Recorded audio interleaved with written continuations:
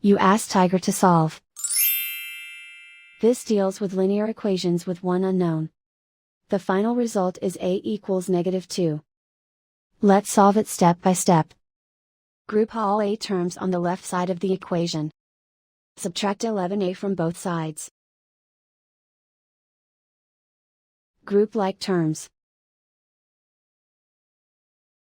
Simplify the arithmetic. Group like terms. Simplify the arithmetic. Group all constants on the right side of the equation. Add 4 to both sides.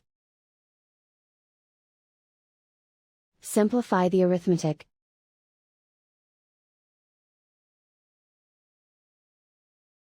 Isolate the a. Divide both sides by -6. Cancel out the negatives.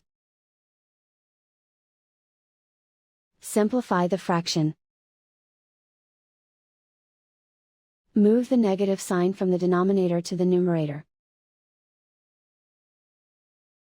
Find the greatest common factor of the numerator and denominator. Factor out and cancel the greatest common factor. And so the final result is a equals -2.